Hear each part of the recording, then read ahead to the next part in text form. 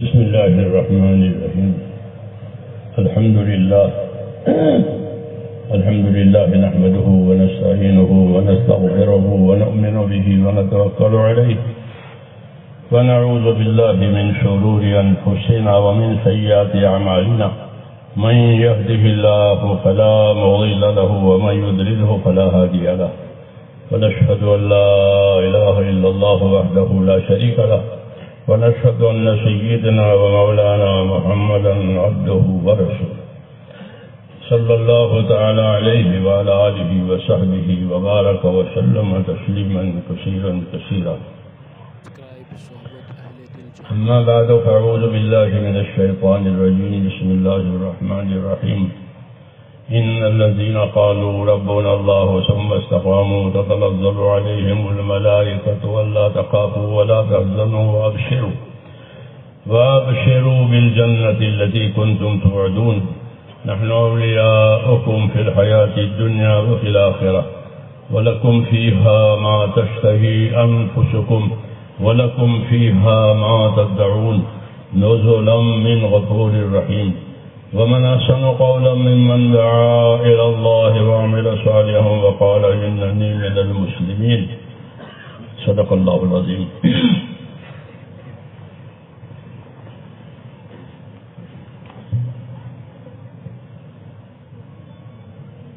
میرے بزرگوں اور پیارے بھائیوں، دین کی باتیں دین کے کاموں کے لیے سنی جاتی ہیں. قاعدے کی بات ہے. تجارت کی باتیں تجارت کے کام کے لیے ہوتی ہے، اور دین کی باتیں کہ دین کی باتیں دین کے کاموں کے لیے ہوتی ہے. اس لیے اسی نیت سے سننا ہے کہ زندگی میں دین آوے، دین کے کام آوے. کوئی رسم نہیں بنانی ہے، کوئی رواج نہیں بنانی ہے. ہاں، بلکہ اپنی زندگی کو آخرت کے لیے استعمال کرنی ہے. زندگی کا بہترین استعمال یہ ہے کہ وہ آخرت کے کاموں میں استعمال ہو.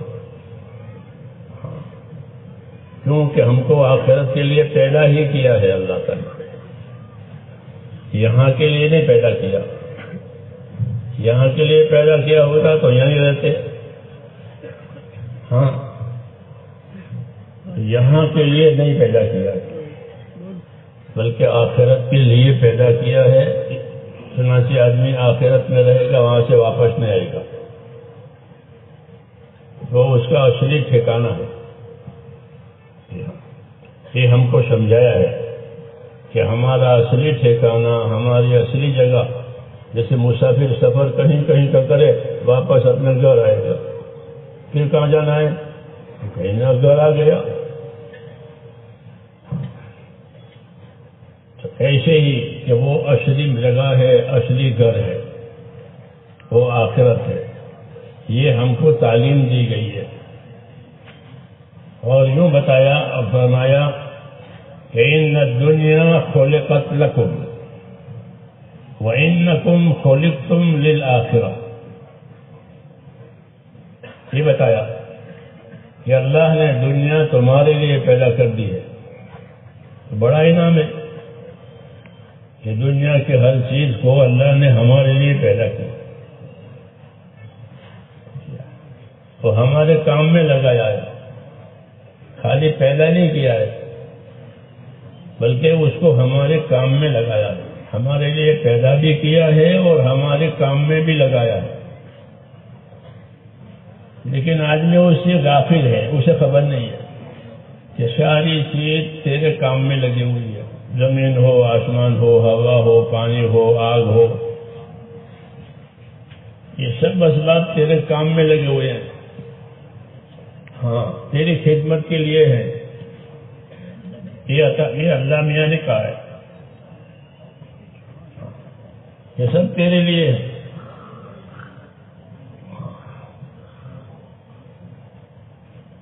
تو سب ہمارے لیے ہوا، اور ہم کس کے لیے؟ کھانے پینے کے لیے، کمانے کے لیے. کہ نہیں، ہم کو اللہ نے اپنی عبادت کے لیے پیدا کیا ہے. یہ بڑا شرف ہے، یہ بڑی عزت ہے، یہ بڑی عزت کہ ساری کائنات کو تمہارے لیے بنی اور تم کو اللہ نے اپنے لیے بنایا. یہ بڑا شرف ہے اور بڑی عزت ہے، لیکن ہم اس سے بے خبر ہیں. اس لیے دعوت دی جاتی ہے، تعلیم دی جاتی ہے، سمجھنا سمجھانا ہوتا ہے تاکہ یہ باتیں ہمارے سامنے روشن ہو جائیں کہ ہم کس لیے ہیں، کائنات کس لیے ہے. تو ساری کائنات کو خدمت کے لیے پیدا کیا. اس کو تسخیر کہتے ہیں عربی میں. تسخیر یعنی کام میں لگانا. تو آدمی ہر چیز سے اپنے کام نکالتا ہے، ہر چیز کو اپنے کام میں لگاتا ہے اور کوئی چیز انکار نہیں کرتی ہے. اب لوہے سے کام لینا چاہے تو لوہا تیار ہے. ہاں، لوہے سے کام لے سکتے ہو، لکڑی سے کام لے سکتے ہو، سب چیزوں سے. کیوں؟ جب اس کو ہمارے کام کے لیے اللہ نے پیدا ہی کیا ہے. بعض چیزوں سے کام بغیر واسطے کے ہوتا ہے، جیسے پانی پی لیا کام ہو گیا، اور بعض چیزوں سے واسطے سے ہوتا ہے. لیکن سارے کام ہوں گے، سارے نفع ہوں گے ہمارے نفع کے لیے. ہمارے انتقال ہو گیا، مجھے کہہ کہ مجھے تم سے محبت ہے اور بہت محبت ہے، زہر دو تو زہر کھا لو. میں کہ زہر کو کھانے کی چیز ہے. تو مجھے کہنے لگا تم زہر کو بیکار سمجھتے ہو، زہر کو مرنے کے لیے سمجھتے ہو. میں کہا اور کیا، زہر مرنے کے لیے، کہ تجھے خبر نہیں ہے، وہ پڑھا لکھا آدمی تھا، کہ تجھے خبر نہیں ہے کہ زہر مرنے کے لیے. تو اس کو معلوم ہے، نہ معلوم ہے. بتاؤں کہ تمہاری حکومت نے سانپوں کے فارم بنائے ہیں، یہ مرغیوں کے فارم نہیں ہوتے، مچھلیوں کے فارم ہوتے ہیں، یہ سانپوں کے فارم ہیں. سانپوں کے فارم کیوں بنائے؟ کہ زہر کھینچنے کے لیے، زہر کھینچنے کے لیے. وہ تو پڑھا لکھا آدمی تھا، یہ کہنے لگا 40% سانپ ایسے جن میں زہر ہے، 60% ہے جس میں نہیں، تیزاب ہے، اس کے کاٹنے سے آدمی مرے گا نہیں، زہر نہیں تیزاب ہے. باقی بھائی ہے جن میں زہر ہے، تو وہ زہر کھینچ کر کیا کرتے ہیں کہ دواؤں میں وہ زہر استعمال ہوتا ہے. بعض بیماریاں ایسی ہوتی ہے کہ ان کو زہریلی دوائیں جانی پڑتی ہیں اس کے جراثیم مارنے کے لیے. تو زہر کہاں سے لائیں گے؟ زہر ان سانپوں میں سے ملتا ہے. تو زہر بھی ہمارے لیے پیدا ہوا ہے. یہ کہو کہ زہر ہمارے لیے مرنے کے لیے نہیں، وہ تو استعمال غلط کرے تو ہر چیز نقصان دے گی، اور استعمال صحیح ہو جائے تو ہر چیز نفع دے گی. اللہ نے ہمارے لیے پیدا کیا ہے. یہ مجھے سمجھا رہا تھا کہ زہر ہمارے لیے پیدا ہوا ہے. ہاں، کہ زہریلی دوائیں ہوگی تو وہ جو خطرناک بیماریاں ہیں وہ اس سے وہ ختم ہوتی ہیں وہ بیماریاں. تو یہ بات ٹھیک ہے اس کی کہ اللہ تعالیٰ نے زمین کی تمام مخلوقات اور آسمان کی مخلوقات کو اللہ نے ہمارے لیے پیدا کیا. یہ اللہ تعالیٰ کا بڑا انعام ہے. ہاں، کہ ہمارے لیے پیدا کر کے پھر اس کو ہمارے کام میں لگایا. الگ الگ طریقے سے وہ مخلوق کام کرتی ہے، ہم کو نہیں معلوم ہے. بعض چیزیں معلوم ہے، بعض چیزیں نہیں معلوم ہے. تو یہ تو اللہ کا احسان ہے. تو حضور صلی اللہ علیہ وسلم یہ فرما رہے ہیں کہ ان الدنیا خلقت لکم، کہ دنیا ساری کے ساری تمہارے لیے پیدا ہوئی ہے، اور تم کو کس لیے پیدا کیا ہے؟ وَإِنَّكُمْ خُلِقْتُمْ لِلْآخِرَةِ، تم کو آخرت کے لیے پیدا کیا کہ تم کو پیدا کر کے آخرت پہ لے جائیں گے، دنیا کو پیدا کر کے تمہیں دے دیں گے، اور تم آخرت کے لیے پیدا کیا ہے۔ کیونکہ ہمارا ایمان آخرت پر ہے، ایمان باللہ والیوم الآخر، اللہ پر ایمان لائے ہیں اور آخرت کے دن پر ایمان لائے ہیں، اس کے بغیر ایمان قابل قبول نہیں ہوتا۔ آخرت پر ایمان لانا ضروری ہے کہ ایک دن مرنا ہے، پھر مرنے کے بعد زندہ ہونا ہے، اور پھر خبر ہے، قیامت ہے اور آخرت ہے۔ یہ تین مرحلے ہیں۔ دنیا ختم ہونے کے بعد ایک قبر ہے، ایک قبر ہے، اس کے بعد قیامت ہے، اس کے بعد آخرت۔ یہ ترتیب ہے کہ قبر میں اس کی انفرادی زندگی کا حال اس کے سامنے آئے گا کہ اس نے اپنی انفرادی زندگی کیسے گزاری ہے، یہ اس کی قبر میں سامنے آئے گا۔ القبر و صندوق العمل یوں کہا جاتا ہے کہ القبر و صندوق العمل، کہ قبر کیا چیز ہے؟ کہ آدمی کے عمل کی وہ ایک صندوق ہے، ایک بکس ہے جس میں آدمی اپنا سامان رکھتا ہے، ضرورت کے وقت نکالتا ہے، حفاظت کے لیے رکھتا ہے۔ ایسے ہی قبر کہ ہر آدمی کے اعمال کا صندوق ہے، اس کے جو عمل وہ کرتا ہے وہ پہنچتے رہتے ہیں، وہاں پہنچتے رہتے ہیں، اور بعض عمل کی شکلیں نہیں بنتی ہے تو وہ اس کو نظر آئے گی کہ نماز نظر آئے گی قبر میں نور کی شکل میں۔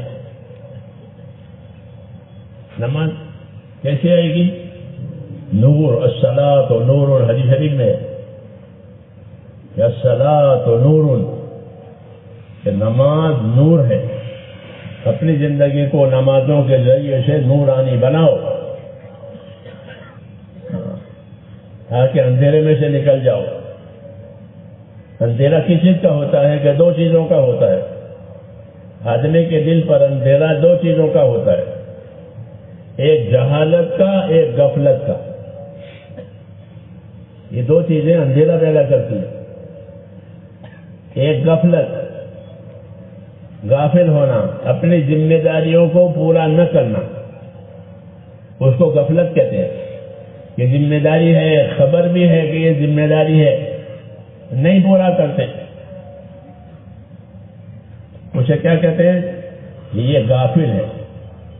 اس کو معلوم بھی ہے لیکن ذمہ داری پوری نہیں ہو رہی ہے تو اسے غافل کہتے ہیں۔ یہ اپنے نتیجے سے بے خبر ہے، بے فکر ہے، ذمہ داری سے بے فکر ہے۔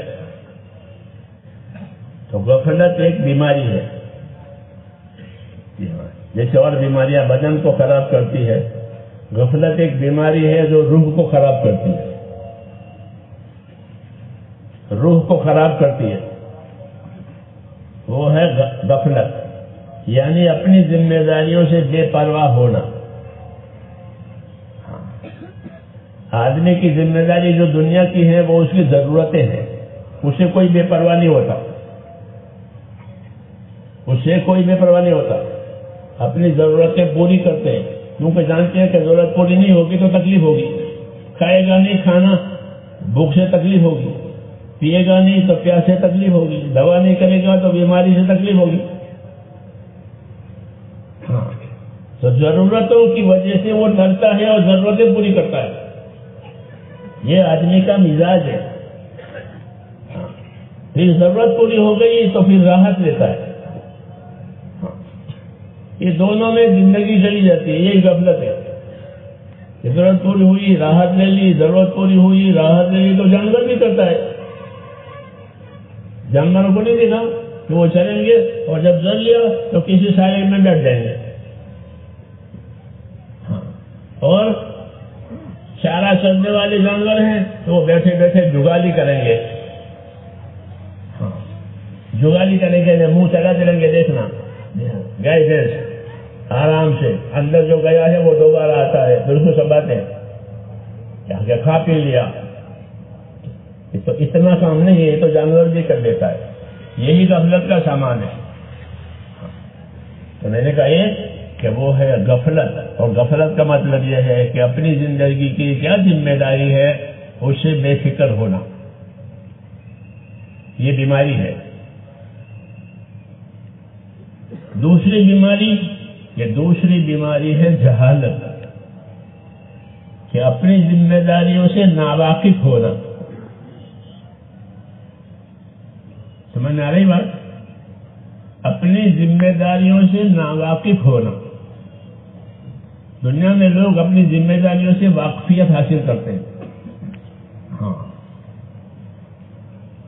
تاکہ ذمہ داری کی پورا کرنے میں دشواری نہ آئے.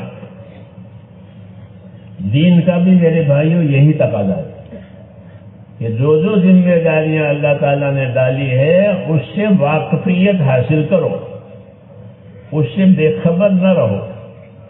اس سے بے خبر رہنے کا نام جہالت ہے. اور خبر ہے اور نہ کرے وہ غفلت ہے. یہ دو بیماریاں ہیں انسانی زندگی میں جو اس کی زندگی کو خراب کرتی ہیں، ایک غفلت، ایک جہالت.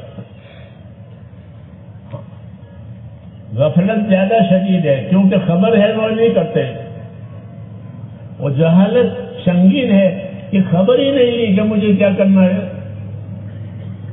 ہماری تبلیغ میں علم و ذکر ان دو بیماریوں کا علاج ہے. تیسرا نمبر کون سا ہے؟ تیسرا نمبر علم و ذکر. علم و ذکر کس لیے ہے؟ ان دونوں بیماریوں کے لیے. ان دونوں بیماریوں کے لیے جہالت کی بیماری کا علاج علم سے، اور غفلت کی بیماری کا علاج ذکر سے، علم و ذکر. تبلیغ کہ غفلت بھی دور ہو جائے، جہالت بھی دور ہو جائے. جہالت دور ہو جائے گی تو ذمہ داریوں کی خبر پڑے گی کہ کیا کیا ذمہ داری ہے. ورنہ جاہل کو خبر نہیں ہوتی. جاہل نابینا ہے.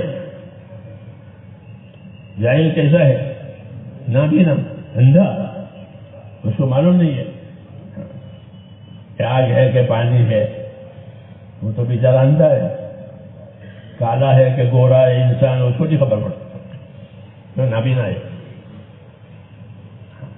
اللہ تعالیٰ نے ہم کو یہ دو چیزیں دی ہیں. غفلت کو دور کرنے کے لیے ذکر دیا ہے، جہالت کو دور کرنے کے لیے علم دیا ہے.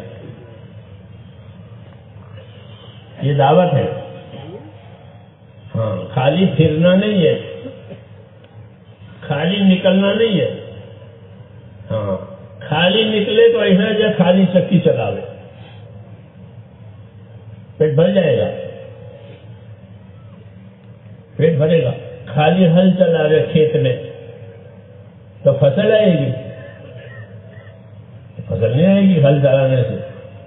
آئے گی؟ نہیں آئے. ہل تو چلانا ہی ہے، لیکن ہل چلانے کا طریقہ ہے. طریقے سے ہل چلائے گا فصل آئے گی، ضرورتیں پوری ہو جائے گی، راحتیں مل جائے گی.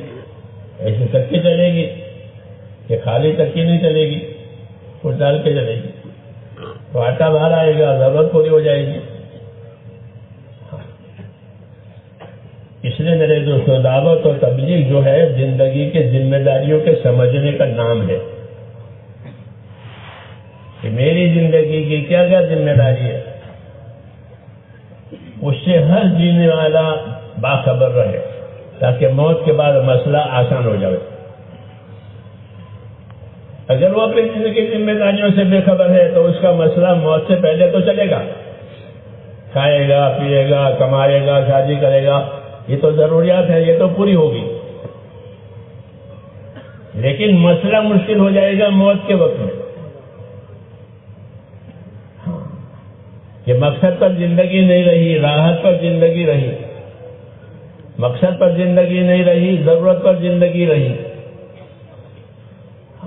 تو راحت ضرورت تو جانور بھی لیتے ہیں، لیتے نہیں لیتے؟ جانور چلا کر کے جب اس کا پیٹ بھر جائے گا تو کسی سائے میں بیٹھ جائیں گے. ہاں، اور جو جگالی کرنے والے ہیں وہ جگالی کریں گے، اور جو جگالی کرنے والے ہیں وہ لیٹ جائیں گے، سو جائیں گے کھا پی کر کے، تاکہ آرام ہو جائے. ہاں، تو ہماری زندگی دوستو اتنی نہیں ہے کہ ہم کھا پی کے آرام کریں، بلکہ ہماری زندگی کی دو بنیادیں ہیں. ایمان والے کی زندگی کی دو بنیادیں ہیں. ایک بنیاد علم ہے، ایک بنیاد ذکر ہے. یہ تبلیغ ہے. ایک بنیاد علم، ایک بنیاد ذکر. کہ اپنی زندگی کو بنیادوں پر لاؤ. ایک بنیاد علم ہے. اللہ تعالیٰ نے ہماری رہبری کے لیے علم اتارا ہے. جس طرح ہماری زندگی کے گزارے کے لیے روزی پیدا کی ہے. روزی زندگی کے گزارے کے لیے ہے، جانور کے لیے بھی اور انسان کے لیے بھی. یہ گزارا کہلاتے ہیں کہ اسے زندگی کا گزارا ہو جائے گا کھا پی کر. اور اللہ تعالیٰ نے دین اتارا ہے زندگی کو بنانے کے لیے کہ زندگی بناؤ. ایک ہے گزارا کرنا، وہ تو جانور بھی کر لے گا کہ زندگی اس کی کھا پی کے گزر جائے گی، مر جائے گا. ہماری زندگی میرے بھائیوں صرف گزارے کے لیے نہیں ہے، ہم کو اپنی زندگی بنانے کا حکم ہے کہ اپنی زندگی بناؤ. رسول صلی اللہ علیہ وسلم دعا مانگتے تھے. کیا دعا مانگتے تھے؟ یہ دعا مانگتے تھے اللہم اصلح لی دینی الذی هو عصمت امری واصلح لی دنیای التی فیہا معاشی. یا اللہ میرا دین سنوار دے، میرا دین خراب نہ ہو، میرا دین سنوار دے، میرا دین بنا دے کہ وہ تو میرے لیے اصلی کام کی چیز ہے. دین آدمی کے لیے اصل کامیابی کی چیز ہے، کیونکہ اس کو دین کے لیے پیدا کیا ہے. اسے کہا یا اللہ میرا دین سنوار دے کہ وہ تو میری اصلی چیز ہے. کہ آدمی کو اسی قبر میں دین پوچھے گا فرشتہ. کیا پوچھے گا؟ کہ ماں دینوں کا. اس کو زندہ کر کے پوچھے گا ماں دینوں کا، آپ اپنا دین بتاؤ، دین کیا ہے؟ یہ پوچھے گا. اس لیے حضور صلی اللہ علیہ وسلم سے دعا مانگنے کیا بل ہم کو سکھا رہے کہ اللہم اصلح لی دینی، یا اللہ میرا دین سنوار دے، دین خراب نہ ہو، دین ناقص نہ ہو، دین ادھورا نہ ہو. میرا دین سنوار دے کہ وہ تو میری زندگی کی اصل چیز ہے. اللہ نے ہم کو دین کے لیے پیدا کیا ہے. کس کے لیے پیدا کیا؟ دین کے لیے پیدا کیا. دین پر چلنے چلانے کے لیے، دین پر سیکھنے سکھانے کے لیے، دین کی نصرت کرنے کے لیے ہم کو اللہ نے پیدا کیا ہے. اور یہ بڑی عزت ہے، یہ بڑی کامیابی ہے کہ زندگی میں دین آوے جس مقصد کے لیے اللہ نے ہم کو پیدا کیا ہے. اگر یہ نہیں ہے تو کچھ نہیں ہے.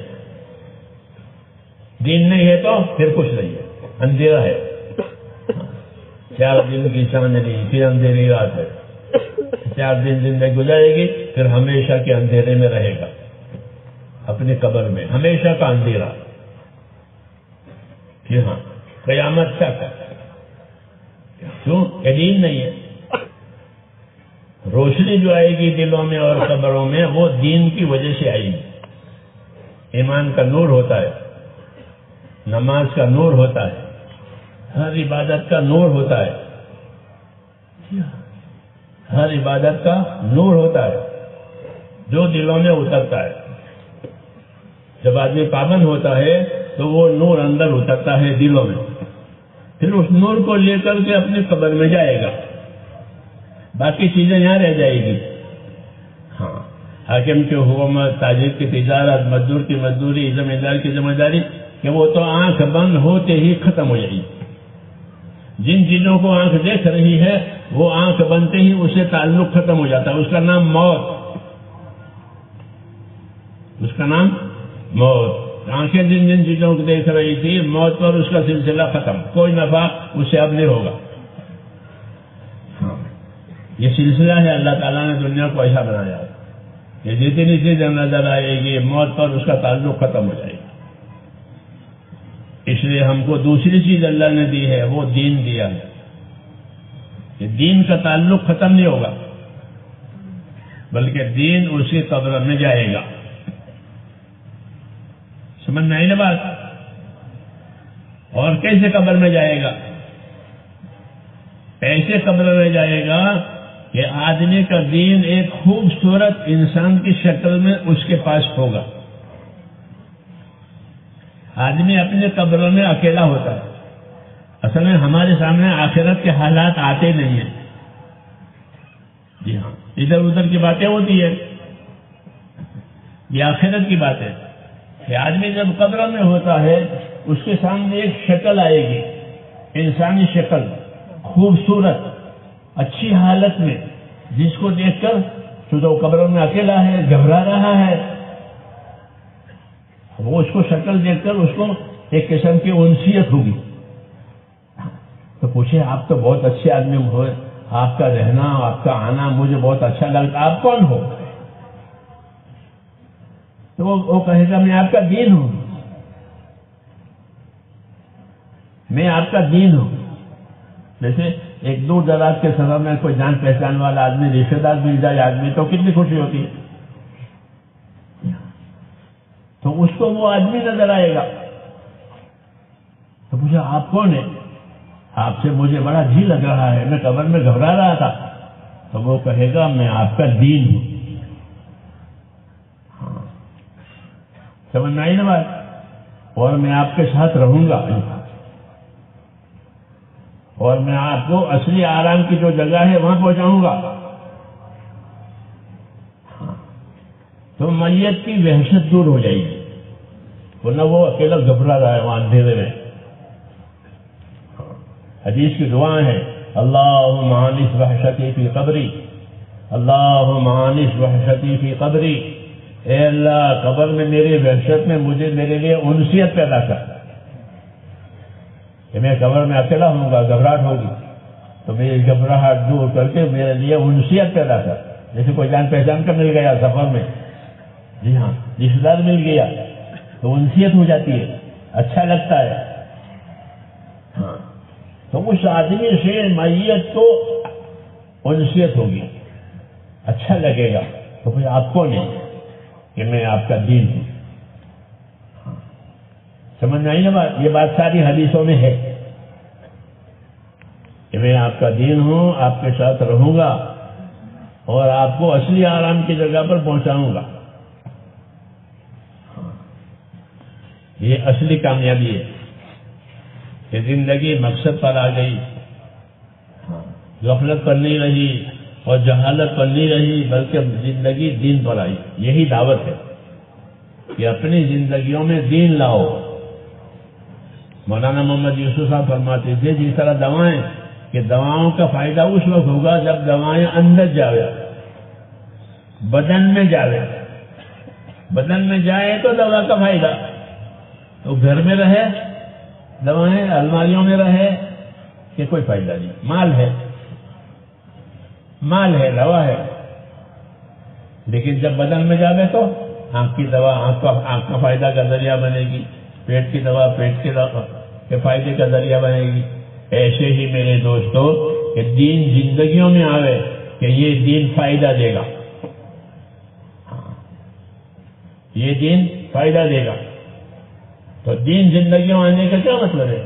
کہ سب سے پہلے دین دلوں میں آوے، اس کو ایمان کہتے ہیں، لا الہ الا اللہ، ایک اللہ ہے اور کوئی نہیں ہے، اور کوئی عبادت کے لائق نہیں ہے، کوئی کام بنانے والا نہیں ہے، کسی کا ہاتھ میں نفع نقصان نہیں ہے سوائے اللہ کا۔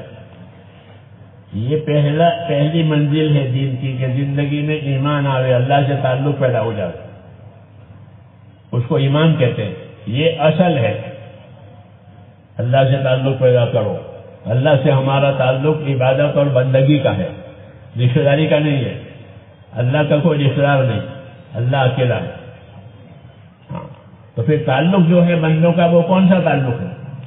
یہ عبادت کا تعلق ہے۔ اللہ سے ہمارا تعلق عبادت کا ہے، ہم کو عبادت کے لیے پیدا کیا ہے۔ یہ دعوت ہے کہ ہم نے انسانوں کو، جناتوں کو، اللہ فرماتے ہیں صرف عبادت کے لیے پیدا کیا ہے، جن کا کام ہے عبادت، کہ اپنی زندگی اللہ کے حکم والی، تابعداری والی بنائے، اس کو عبادت کہتے ہیں۔ کہ زندگی کو عبادت والی بناؤ، اس کے لیے پیدا کیا ہے۔ تو جب زندگی عبادت والی ہوگی تو اللہ سے تعلق صحیح ہوگا۔ اللہ سے دو قسم کا تعلق ہوتا ہے، ایک تعلق اللہ کی ناراضگی کا کہ اللہ ناراض ہے، اور ایک تعلق اللہ کی رضا کا کہ اللہ خوش ہے۔ تو دنیا کے اسباب سے اللہ راضی نہیں ہے، یہ بہت اسباب ہیں، کھانا ہے، پینا ہے کہ نہیں۔ اللہ جو راضی ہوگا وہ دین سے ہوگا۔ اللہ نے پسند کر کے ہم کو دین دیا ہے، ہماری طرف سے بھی اللہ دینداری پسند کریں گے، بے دینی نہیں پسند کریں گے، پسند کر کے دین دیا ہے۔ وَرَضِيتُ لَكُمُ الْإِسْلَامَ دِينًا، یوں کہا کہ وَرَضِيتُ لَكُمُ الْإِسْلَامَ دِينًا، میں نے دین اسلام پسند کر کے تم کو دیا ہے، اللہ کہتے ہیں۔ جب اللہ نے پسند کر کے دین دیا ہے تو بے دینی وہ کیسے پسند کریں گے؟ سمجھ میں آئی یہ بات؟ ہاں، ہم کو دین پسند کر کے لو یہ دین۔ ہاں، اس لیے میرے دوستوں اصلی زندگی وہ دینی زندگی ہے، وہ اصلی وہی حیات ہے۔ جب زندگی میں دین آیا تو وہ حیات پاکیزہ حیات کہلاتی ہے، پاک زندگی۔ یہ پاک زندگی کی علامت کیا ہے؟ کہ پاک زندگی کی علامت یہ ہے کہ زندگی میں دین ہو، اسی کو پاک زندگی کہتے ہیں۔ من عمل صالحا من ذکر و انثى وهو مؤمن فلنحيينه حیاة طیبہ، کہ جو لوگ ایمان لائیں گے، نیک اعمال کریں گے اخلاص اور ایمان کے ساتھ، ایسے لوگوں کو ہم دنیا میں زندگی کے لیے، ایسے لوگوں کو ہم دنیا میں جینے کے لیے پاک زندگی دیں گے، صاف ستھری زندگی دیں گے دنیا میں جینے کے لیے۔ کتنا بڑا انعام ہے کہ من عمل صالحا من ذکر و انثى وهو مؤمن فلنحيينه حیاة طیبہ، کہ جو لوگ ایمان لائیں گے اخلاص کے ساتھ اور عمل کریں گے اخلاص کے ساتھ، پابند ہوں گے، ایسے لوگوں کو دنیا میں جینے کے لیے ہم پاک زندگی دیں گے، صاف ستھری زندگی دیں گے، حیاتاً طیبہ، کہ زندگیوں میں سکون ہوگا۔ کیا ہوگا؟ کہ زندگیوں میں سکون ہوگا، چین ہوگا، محبتیں ہوگی، اسباب میں برکتیں ہوگی، دعا میں قبولیت ہوگی۔ یہ سب پاک زندگی کی نشانیاں ہیں۔ سمجھ نہیں ہے بات؟ یہ انعام ہے کہ جینے کے لیے پاک زندگی دیں گے۔ تو پاک زندگی میں کیا ہوگا؟ کہ پاک زندگی میں یہ ہوگا کہ دلوں میں چین ہوگا، دل سکون والے، چین والے۔ اور کیا ہوگا؟ کہ ان کے اسباب میں برکت ہوگی، مالوں میں، اولادوں میں، ان میں برکت ہوگی، اور ان کے اعمال نیک ہوں گے۔ اپنی جان مال کا استعمال ان کی زندگیوں میں صحیح ہوگا، حیاتاً طیبہ، پاک زندگی۔ کہ پاک زندگی میں جان مال کا استعمال صحیح ہوگا، دلوں کا یقین بھی صحیح ہوگا، آپس میں الفتیں اور محبتیں ہوگی، اسباب میں برکتیں ہوگی، دعا میں قبولیت ہوگی۔ یہ سب پاک زندگی کی نشانیاں ہیں۔ اس کا وعدہ کیا ہے فَلَنُحْيِيَنَّهُ حَيَاةً طَيِّبَةً، ایسے لوگوں کو جو ایمان اور اعمال کی رعایت کے ساتھ دنیا میں زندگی گزار رہے ہیں، ان کو دنیا میں جینے کے لیے پاک زندگی رہے گی. اور کیا دیں گے کہ وَلَنَجْزِيَنَّهُمْ أَجْرَهُمْ بِأَحْسَنِ مَا كَانُوا يَعْمَلُونَ. اور جب زندگی پوری ہو جائے گی تو ان کو جو اجر و انعام دیا جائے گا وہ بہت اچھا ہوگا. اجر و انعام جتنا اچھا وہ عمل کرتے تھے اس سے بڑا چڑھا کر کے اللہ تعالیٰ اجر دیں گے، کمیت میں بھی اور کیفیت میں بھی. یعنی اجر زیادہ دیں گے، عمل تو تھوڑا ہوگا کیونکہ زندگی تھوڑی ہے تو عمل تو تھوڑا ہوگا، لیکن اس کا اجر اللہ بڑا چڑھا کر دیں گے. یہ قاعدہ ہے کہ اللہ اجر و بدلہ اپنی شان سے دیتا ہے. اللہ کوئی تاجر نہیں ہے کہ مال کے بدلے میں تول کر کے مال لے. تاجری کریں تول کے گن کے دیتا ہے. کیوں؟ کہ اس کو اپنے نفع کی رعایت کرنی پڑتی ہے. اللہ تاجر نہیں ہے کہ اللہ کریم ہے. اللہ کون ہے؟ کہ اللہ کریم ہے. اور کریم اسے کہتے ہیں کہ جو اپنی چیزیں دوسروں کے نفع پر ڈالے، وہ اللہ ہے. جس چیز نے بندوں کو ان کے نفع کے لیے دیے وہ اپنے کرم سے دی ہے. مانگنے کوئی نہیں گیا. مانگنے گئے تھے آنکھیں کہ اللہ ہم جائیں گے دنیا میں، 2 آنکھیں چاہیے، 2 کان چاہیے، زبان چاہیے. کوئی مانگنے نہیں گیا اور کسی نے مانگی نہیں ہے. کیوں؟ کہ ہمارا وجود ہی نہیں تھا کیا مانگتے. وجود ہی اللہ نے ہمارا پیدا کیا ہے اور ہمارا وجود پیدا کر کے ہم کو یہ چیزیں دی ہے. ہمارا وجود نہیں تھا. جی ہاں، اللہ نے ہمارا وجود بنایا، وجود بنا کر پھر یہ چیزیں عطا فرمائی، کسی نے نہیں مانگی. شاہ عبداللہ صاحب محدث ذیل بھی ہمارے بزرگوں میں سے، تو وہ ایک آیت کی تفسیر کرتے ہیں کہ أَلَمْ نَجْعَلْ لَهُ عَيْنَيْنِ وَلِسَانًا وَشَفَتَيْنِ وَهَدَيْنَاهُ النَّجْدَيْنِ. کیا دیکھتے ہیں وہ میں نے اس انسان کی 2 آنکھیں نہیں بنائی. اللہ کہتے ہیں کہ میں نے اس انسان کی 2 آنکھیں نہیں بنائی، اس کے 2 ہونٹ نہیں بنائے، اس کی زبان نہیں بنائی. یہ بے شک بنائی ہے. تو شاہ عبداللہ صاحب اس کی تفسیر میں فرماتے ہیں کہ 5 چیزیں اللہ نے ذکر کی: 2 ہونٹ، 2 زبان، 2 ہونٹ، 2 آنکھیں، 1 زبان. کتنے ہو گئی؟ 5 ہو ہی نہیں ہوئی. تو فرمایا 5 کو ذکر کیا، بہت ساری چیزیں دی ہے. فرمایا 5 چیزیں اس لیے ذکر کی ہے کہ پیدا ہوتے ہی انسان کا بچہ ان 5 کا محتاج ہوتا ہے. ان 5 کی پہلے ضرورت پڑتی. اس لیے کہا کہ تم کو اپنی ضرورت کی خبر نہیں تھی، میں جانتا ہوں کیا ضرورت ہے. اس لیے 2 آنکھیں دی، 2 ہونٹ دی، 1 زبان دیا. 2 آنکھوں سے وہ اپنی ماں کی چھاتی کو دیکھتا ہے، ماں کو دیکھتا ہے، ماں کی چھاتی کو دیکھتا ہے. دونوں ہونٹوں سے دودھ چوستا ہے، زبان سے اس کا مزہ محسوس ہوتا ہے. تو ان چیزوں کی سب سے پہلے ضرورت تھی، تو یہ چیزیں پہلے دے دی اور اس کا ذکر کیا. تو یہ بتایا کہ اللہ تعالیٰ ہماری ضرورتوں کو ہم سے زیادہ جانتے ہیں اور اپنے کرم سے وہ ضرورتیں ہماری پوری کرتے ہیں، کیونکہ وہ ہمارا پروردگار ہے. اللہ کون ہے؟ کہ اللہ ہمارا معبود بھی ہے اور ہمارا پروردگار بھی ہے، ہم کو پالنے والا ہے. تو پالنے میں جن جن چیزوں کی ضرورت تھی وہ دیتے رہتے، پرورش کرتے رہتے. اس لیے اللہ کہتے ہیں کہ پرورش کی ذمہ داری تو میری ہے اور عبادت کی ذمہ داری بندوں کی ہے. یہ ترتیب ہے. یہ پالنا میرے ذمہ ہے اور بندوں کے ذمہ کیا ہے؟ کہ بندوں کے ذمہ یہ ہے کہ وہ اللہ کی عبادت والی زندگی بنا لے.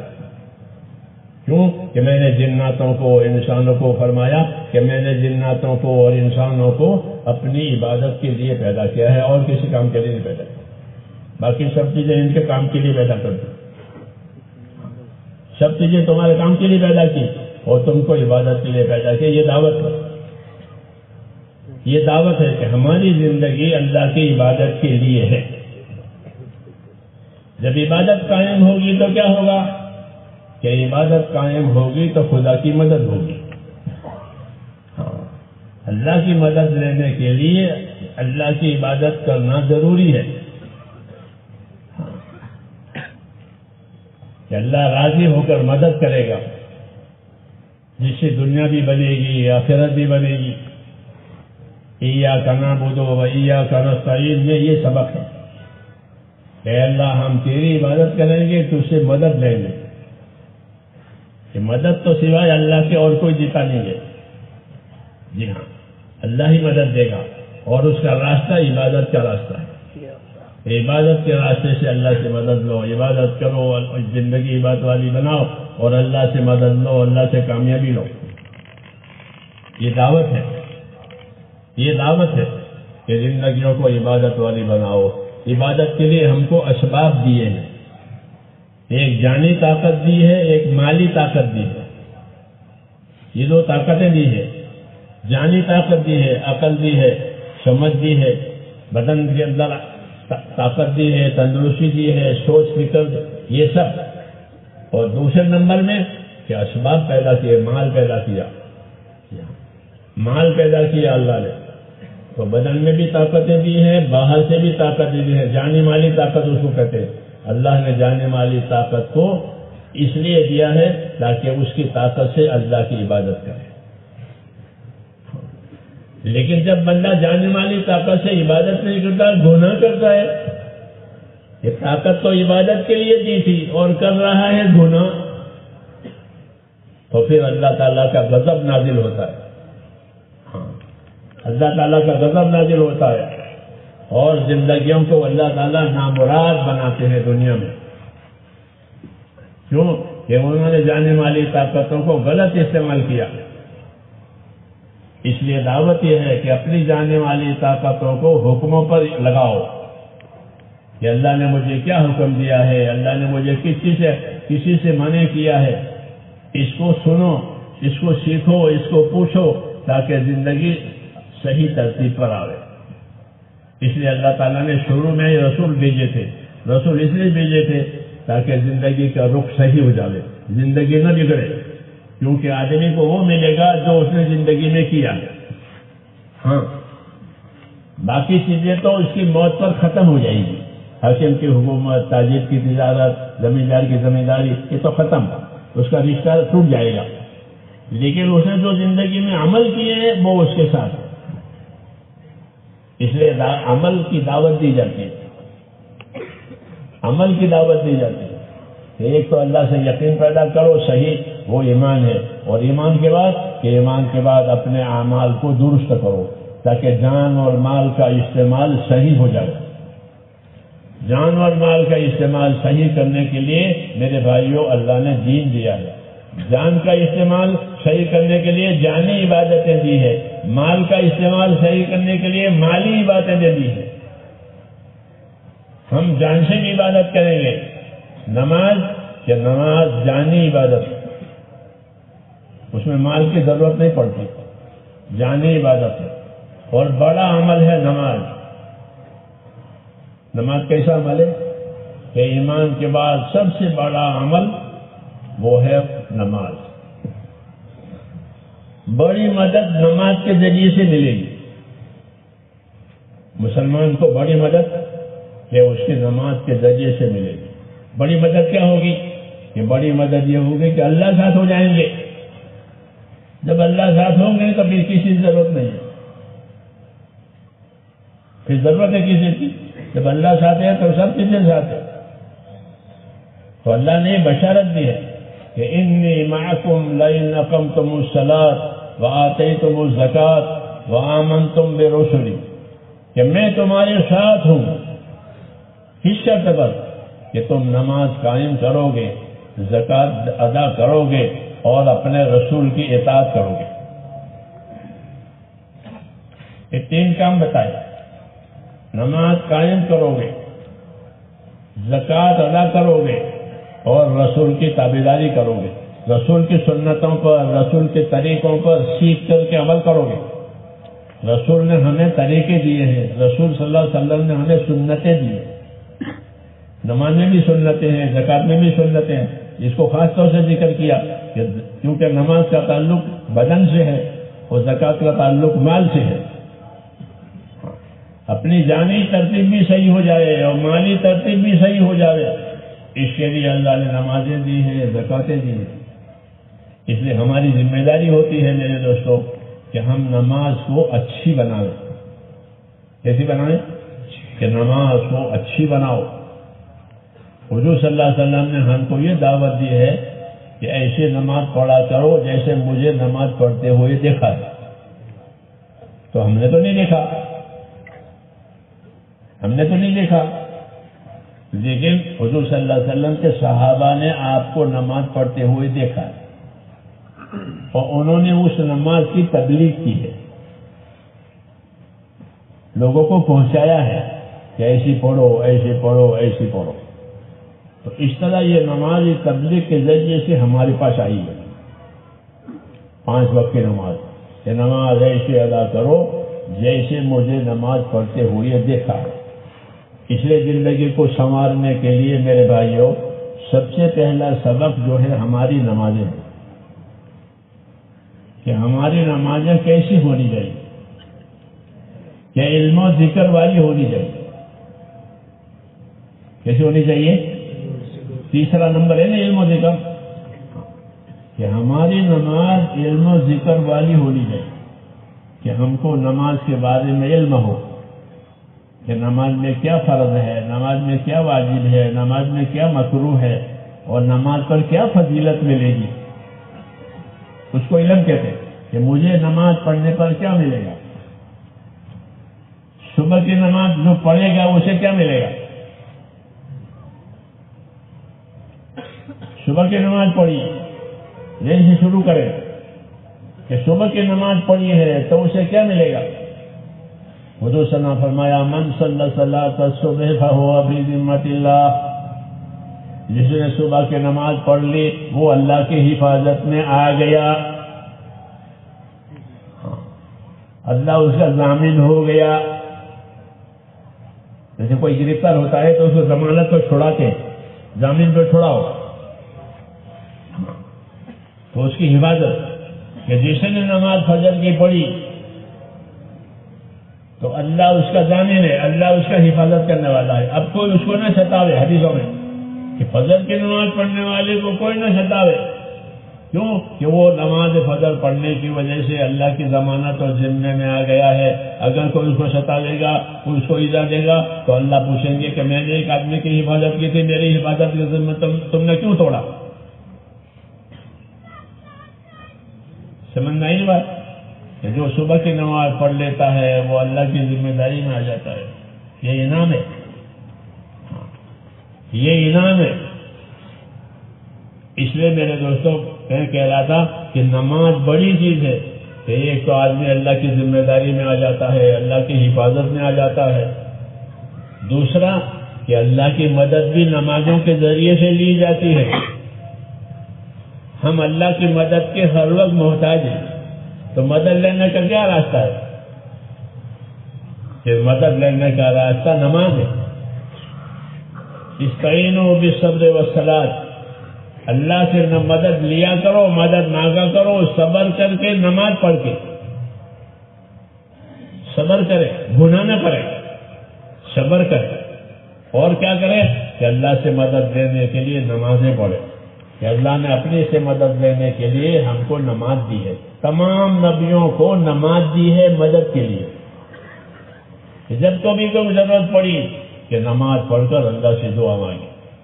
ایک دفعہ نہیں 10 دفعہ کہ مانگے کہ نماز اللہ کی مدد کے دروازے کھلنے والی ہے، نماز روزی کا دروازہ کھلانے والی ہے.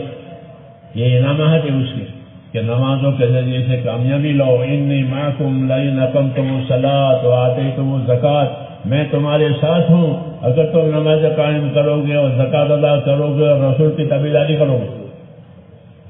یہ وہ اعمال ہے جس کی وجہ سے اللہ کی تائید اور اللہ کی مدد ملتی ہے.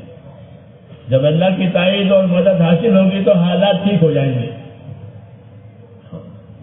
حالات کو ٹھیک کرنے کے لیے کوئی سبب نہیں ہے کہ مال سے، مالداری سے، حکومتوں سے، زمینداریوں سے حالات ٹھیک ہوں گے کہ نہ. ان میں سے کوئی چیز حالات ٹھیک نہیں کریں گے. چاہے مسلمانوں کو مال ملے، چاہے مسلمانوں کو عہدے ملے، چاہے مسلمانوں کو جائیداد ملے، ان کے حالات ٹھیک نہیں ہوں گے. ہاں یہ پکی بات ہے. ان کے حالات ٹھیک ہوں گے ان کے دین سے. یہ کہ بزرگوں نے فرمایا من اصلح ما بینہ و بین اللہ اصلح اللہ ما بینہ و بین خلقہ، کہ جو لوگ اپنا اور خدا کا معاملہ ٹھیک کر لیں گے تو اللہ ان کا اور دنیا والوں کا معاملہ ٹھیک کر دے گا. کتنی آسان بات ہے کہ اپنا اور خدا کا معاملہ ٹھیک کرو.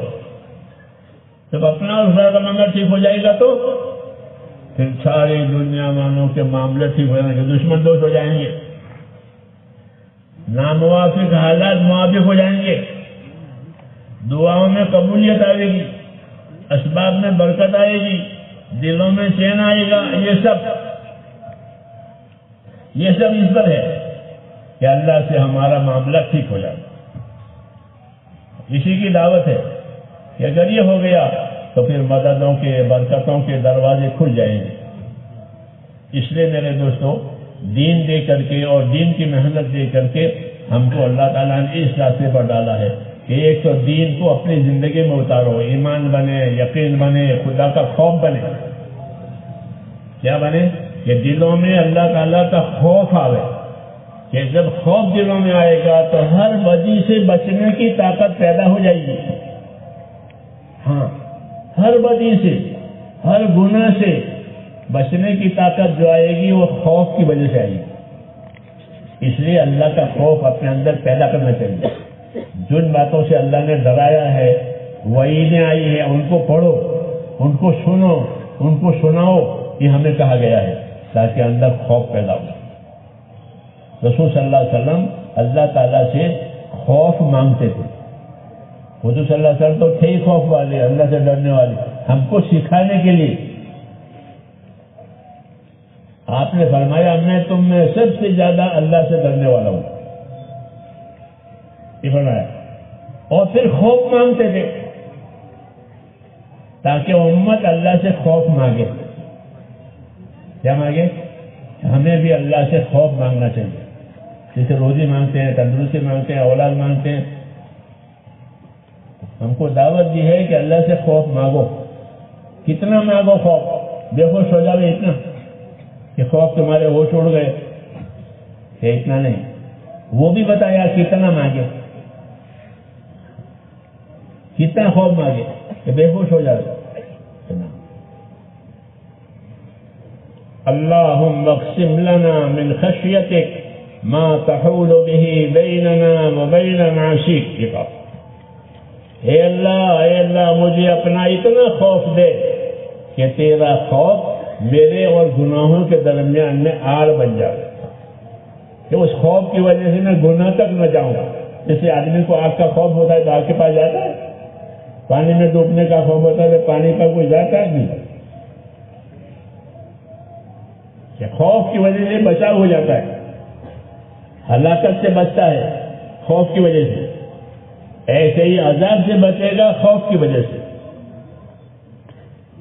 اس لیے کہتے ہیں اللہ سے خوف مانگو. یہ ایمان کی نشانی ہے. اس کی نشانی ہے کہ جب ایمان اندر پرورش پاتا ہے تو آدمی اللہ سے ڈرتا ہے. ہاں کیوں؟ کہ اللہ حالات کا بھی مالک ہے، اللہ زندگی کا بھی مالک ہے، سب چیزوں کا مالک وہی. ناراض ہوگا حالات بگاڑ دیں گے. ہاں جب اللہ ناراض ہوتے ہیں تو حالات بگاڑ دیتے ہیں. دنیا میں ایک سزا یہ بھی ہوتی ہے کہ انہوں نے اللہ کی نافرمانی کی ہے، ان کے حالات بگاڑ دو. تو حالات بگڑ جاتے ہیں. اس لیے ڈر لگتا ہے. تو یہ ڈر اچھی چیز ہے. تو یہ ڈر اپنے اندر پیدا کرنا، وعدے وعید کی حدیثیں سننا، وعدہ اور وعید کی حدیثیں سننا. جب وعدہ وعید کی حدیثیں سنیں گے تو اللہ کے انعام کا بھی دھیان آئے گا اور اللہ کے خوف کا بھی دھیان آئے گا کہ اللہ اطاعت پر اور تابعداری پر انعامات دیں گے اور گناہوں پر سزا دیں گے. خوف پیدا ہوگا. اس سے ایمان میں کمال پیدا ہوتا ہے. تو ایک ذمہ داری ہماری یہ ہے میرے دوستوں کہ ان باتوں کے سننے سنانے سے، اپنے زندگی میں لانے سے اپنے ایمان میں کمال پیدا کرنا، اپنے ایمان میں طاقت پیدا کرنا. ایمان کی طاقت کا کیا فائدہ ہے؟ یہ باتیں سمجھنے کی ہے کہ ایمان کی طاقت کا کیا فائدہ ہے. تو جیسے کہ بدن کی طاقت کا کیا فائدہ ہے؟ بھئی بدن کی طاقت آئے گی تو سارے کام کرے گا. زندگی تمام ضرورتیں بدن سے پوری ہوتی ہے. بدن میں طاقت نہیں ہوگی تو دوسروں کا محتاج ہوگا یا پیسے کے لیے کرانا پڑے گا. ہاں، تو جس طرح بدن کی طاقت سے بدن کی ضرورتیں پوری ہوتی ہیں، ایمان کی طاقت سے دین کے کام بنتے ہیں. جب ایمان میں طاقت آئی تو دین کے کام کرے گا. فجر کی نماز کے لیے اٹھ جائے گا، فجر کی نماز کے لیے اٹھ جائے گا، ایمان میں طاقت ہے. زکوٰۃ کا نمبر آئے گا تو پائی پائی کی زکوٰۃ دے گا، ایمان میں طاقت ہے. جی ہاں، ایمان کی طاقت سے اللہ کے فرائض ادا ہوتے ہیں. ایمان کی طاقت سے اللہ کے حرام کی ہوئی چیزوں سے بچنا نصیب ہو جاتا ہے. ایمان کی طاقت سے دوسروں کے جو حقوق ہیں وہ ادا ہوتے ہیں. میری بات سمجھ میں آ رہی نہیں کہ بھائی ایمان میں طاقت پیدا کرو، اللہ کے راستے میں نکلو، ایمان میں طاقت، ایمان کی طاقت سے تو یہ ہوگا.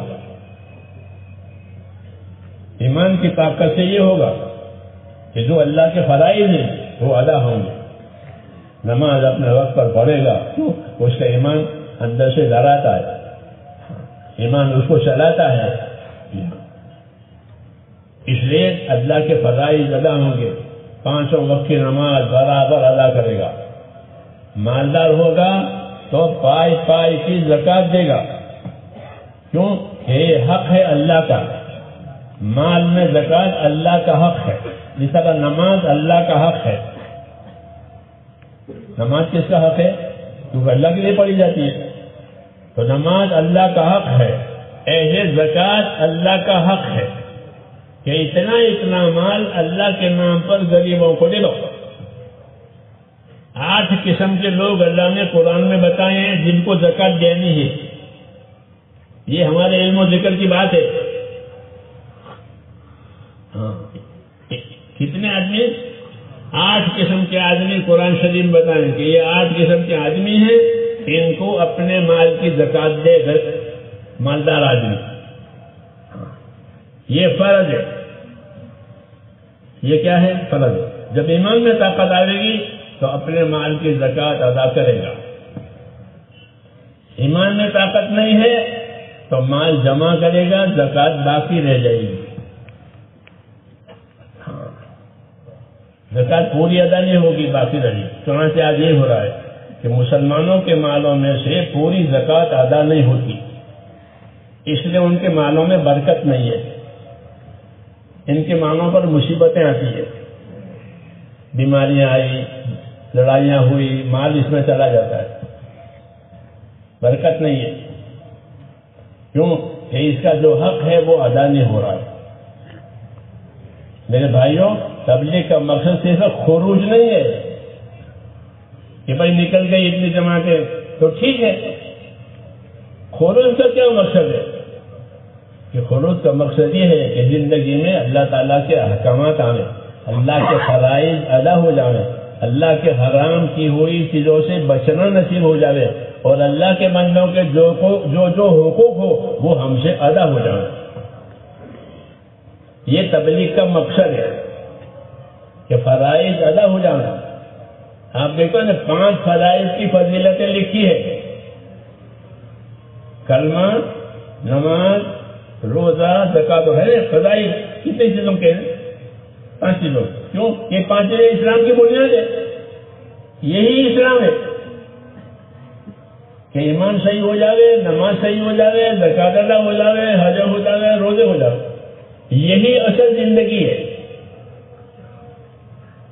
یہی اصل زندگی ہے کہ زندگی میں پوری امت میں یہ 5 ارکان جمع ہو جائے، زندہ ہو جائے، اور زندہ ہو جائے علم و ذکر کے ساتھ. کہ نماز میں نماز کا علم و ذکر ہو، زکوٰۃ میں زکوٰۃ کا علم و ذکر ہو، روزے میں روزے کا علم و ذکر ہو، حج میں کیا ہو؟ پیسے ہو. کہ پیسے ہو حج ہو جائے. پیسوں سے حج نہیں ہوتا، پیسوں سے تو حج کا سفر ہوتا ہے، اور حج کے علم و ذکر سے ہوتا ہے. اس لیے ہماری دعوت میں علم و ذکر بھی ہے اور یہ 5 ارکان بھی ہے، تاکہ زندگی اس پر گزرے۔ جب یہ 5 ارکان ہو جائیں گے تو یہ زندگی ایمان والی ہوگی، اسلام والی ہوگی، اس زندگی کے ساتھ اللہ کی مددیں ہوگی۔ ہاں، اپنے دین کی وجہ سے اللہ مدد کرے گا۔ اس لیے میرے دوستو، اس دعوت کا یہی اصلی غرض ہے کہ جو جو فرائض اللہ نے ہم پر فرض کیے ہیں وہ ہماری زندگیوں میں ادا ہو جائے، اور جو جو باتیں اللہ نے ہم پر حرام کی ہے اس سے ہم کو بچنا نصیب ہو جائے، اور جو جو اللہ کے بندوں کے حقوق ہمارے ذمے ہیں وہ حقوق ادا ہو جائے۔ اس سے ہوگی کامیابی۔ اس طاقت کو پیدا کرنے کے لیے یہ نقل و حرکت ہے۔ نقل و حرکت کے لیے نہیں ہے کہ بھائی نقل و حرکت کر لو، نہ، یہ نقل و حرکت ان چیزوں کو پیدا کرنے کے لیے ہے۔ اس لیے اللہ کے راستے میں نکل کر یہ دیکھنا ہے کہ میں نے اللہ کے فرائض ادا کیے نہیں کیے۔ میری زندگی میں جو اللہ تعالیٰ کے فرائض ہیں سب سے پہلے، اس لیے 5 ارکان کے فضائل لکھتے ہیں کہ یہ زندگی کی اصلی کام ہے، اس کی محنت ہے، تاکہ یہ زندگی کے فرائض ہم سے ادا ہو جائیں کہ یہ اللہ کے حقوق ہیں۔ جو چیز اللہ نے ہم پر فرض کی ہے وہ اللہ کا حق ہے، اس کی ادائیگی ضروری ہے، اور ادائیگی صحیح ادا کرے، یعنی اس کے علم و ذکر کے ساتھ ادا کرے۔ اس لیے دعوت دی ہے، راستے میں نکالتے ہیں تاکہ اس راستے کی باتیں سیکھے اور اپنی زندگی کو صحیح بنائے، علم و ذکر کے ساتھ کہ جو جو کام اللہ نے ہم پر لازم کیے ہیں اس کا علم و ذکر ہماری زندگی میں آئے، نماز ہو، زکوٰۃ ہو، روزہ ہو، حج ہو، دوسروں کے حقوق ہو، ان سب چیزوں میں۔ جانوروں کے ساتھ کیا کیا حقوق ہیں وہ بھی، جانور پالتے ہیں تو جانوروں کے بھی حقوق ہے۔ 4 نمبر حقوق سکھانے کے لیے ہے۔ 4 نمبر کیا ہے؟ بولو۔ 4 نمبر اکرام مسلم، یہ تو اس کا عنوان ہے، ہیڈنگ۔ اور اس کی غرض کیا ہے کہ اللہ کے بندوں میں بندے بن کر رہو، اللہ کے مخلوق میں مخلوق بن کر رہو۔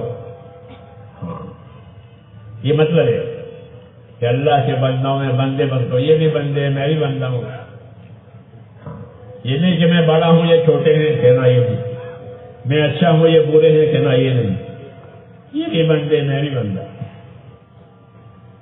تو کیسا رہنا چاہیے اللہ کے بندوں میں کہ انصاف کے ساتھ رہو، احسان کے ساتھ رہو، ایثار کے ساتھ رہو۔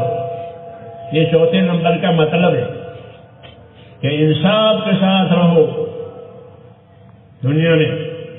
یہ حکم ہے قرآن شریف میں کتنی جگہ ہے، کونوا قوامین بالقسط، کونوا قوامین بالقسط۔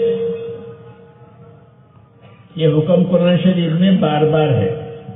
اس کا مطلب یہ ہے کہ دنیا میں انصاف کے ساتھ رہو، جو چیز اپنے لیے پسند کرو وہی دوسروں کے لیے پسند کرو، جو چیز اپنے لیے ناپسند کرو وہ دوسروں کے لیے ناپسند کرو، اس کو انصاف کہتے ہیں۔ دودھ پانی ملا ہوا پسند کرو گے؟ بولو، نہیں کہتے۔ پانی ملا ہوا ہے، خالص دودھ لاؤ تو اپنے لیے خالص دودھ پسند کرتے ہو، دوسروں کے لیے خالص دودھ پسند کرو۔ گالی کھانا پسند کرتے ہو کہ نہیں؟ میں دوسروں کو گالی دیتے ہو، اس کو انصاف کہتے ہیں۔ 4 نمبر انصاف سکھانے کے لیے ہے۔ یہ باتیں آتی نہیں ہیں، اس لیے زندگی ظلم پر، بے انصافی پر گزرتی ہے۔ اپنی بیوی کے ساتھ بھی بے انصافی کرے گا،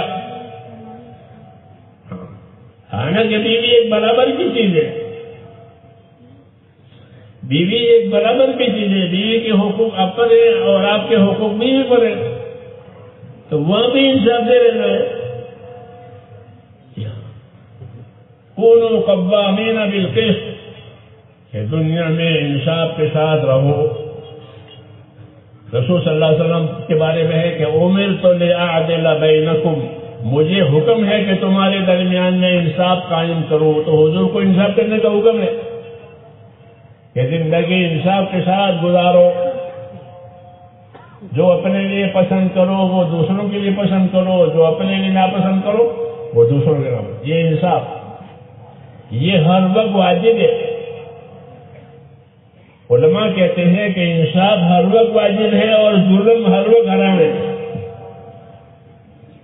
ظلم کرنا ہر وقت حرام اور انصاف کرنا ہر وقت ضروری. انصاف نہیں ہوگا تو ظلم ہوگا. قاعدے کی بات ہے نا. اس لیے بھائی تبلیغ کو سمجھ کر کرنا ہے، پھر کر کے نہیں فقط کہ پھرو اور تبلیغ کو سمجھو کہ تبلیغ میں کیا سمجھایا جا رہا ہے. تبلیغ میں مسلمانوں کو سمجھایا جا رہا ہے کہ اللہ کے ساتھ اخلاص، اللہ کے ساتھ اخلاص سے عبادت کرو، بندوں میں انصاف سے رہو، اللہ سے اخلاص کے ساتھ اور بندوں میں انصاف کے ساتھ. جو اپنے لیے پسند کرو وہ دوسروں کے لیے پسند کرو. ہاں اس کو انصاف کہتے ہیں. تو ہمارا چوتھا نمبر امت کو انصاف کی تعلیم دینے کے لیے ہے. انصاف کے ساتھ دنیا میں رہو. ہاں جو اپنے لیے پسند کرو وہ دوسروں کے لیے پسند کرو، جو اپنے لیے ناپسند کرو وہ دوسروں کے لیے. کتنی بڑی بات ہے. سارا فساد ختم ہو جائے گا. فساد اسی کا ہے کہ انصاف نہیں ہو رہا ہے. جی ہاں انصاف نہیں ہو رہا ہے. تاجر نفع کمانا جانتا ہے کہ تاجر نفع بھی کما لے اور گاہک کو بھی نفع دے، کہ گاہک کو مال صحیح دے. گاہک کو کیسا مال دے؟ صحیح مال دے. پورا تولنا، سچ بولنا، وعدہ پورا کرنا، یہ تجارت میں ہے. جیسے نماز میں، جیسے وضو میں کہ منہ دھونا، ہاتھ دھونا، مسا کرنا یہ فرض ہے، یہ فرض ہے. وہاں یہ فرض نہیں ہے ہاتھ دھونا. تجارت میں کیا فرض ہے؟ سچ بولنا کہ مال میں عیب ہے تو مال کا عیب بتاؤ کہ یہ مال ہے مگر اس میں یہ مسٹیک ہے، اگر پسند ہو تو لے لو، اتنے دام میں دوں گا. ہاں یہ انصاف ہوا کہ مال کا عیب چھپایا نہیں، مال کا عیب بتایا. سمجھ میں آئی بات؟ تو ہر جگہ ہم کو یہ تعلیم دی گئی ہے کہ انصاف سے رہو. جو اپنے لیے پسند کرو وہ دوسروں کے لیے پسند کرو. یہ تو ہر وقت واجب ہے. اس سے آگے کا درجہ کہ انصاف بھی کرو، دوسروں کے ساتھ احسان بھی کرو، اپنی ذات سے ان کو نفع پہنچاؤ. تاجر کو حضور نے حکم دیا کہ زن و ارج، تول کے دے اور جھکتا دے. حدیث شریف ہے کہ زن و ارج، تول کے دے اور کہ تھوڑی شکل زیادہ جھکائی، جھکتا دے. کہ تول کے دینا فرض ہے، جھکتا دینا مستحب ہے. جھکتا دینا احسان ہے، تول کے دینا انصاف ہے. تول کے دینا انصاف ہے کیونکہ کلو شکر کے پیسے لیے ہیں تو کلو شکر تو دینا ہی دینا ہے، تو انصاف کی بات ہے. لیکن تیری طرف سے احسان ہو. احسان کیا؟ کہ تھوڑا یوں جھکا دے. دن بارج تول کے دے اور جھکتا دے. کہ تول کے دینا انصاف ہے، جھکتا دینا احسان ہے. ان اللہ یامر بالعدل والاحسان، کہ اللہ حکم دیتا ہے انصاف کرنے کا، اللہ حکم دیتا ہے احسان کرنے کا. تو اس کا یہ طریقہ بتایا کہ تول کے دے اور جھکتا دے. کہ تول کے دیا ہے یہ فرض ہے، جھکتا دیا ہے یہ احسان ہے. یہ چوتھا، یہ چوتھا. تو اللہ کے ایسے بندے بھی ہیں کہ سونے کی تجارت کرتے ہیں اور جھکتا دیتے ہیں. ہاں تجارت کی سونے کی، گڑ کی نہیں. گڑ شکر کی نہیں، اس میں چکتا دینا آسان ہے، گڑ میں شکر میں، اور سونے میں کوئی چکتا دے گا؟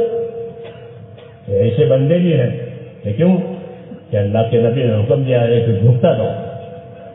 تو سونے کی ایسے لوگ ہیں ہم سے ملے ہیں، وہ اپنی کارگزاری سناتے ہیں، ہماری سونے کی تجارت ہے، تبلیغ میں لگے ہوئے ہیں، انصاف احسان کو سمجھتے ہیں. تو ہمارے نبی نے احسان کا بھی حکم دیا ہے، انصاف کا بھی حکم دیا ہے، پورا تولو اور جھکتا دو.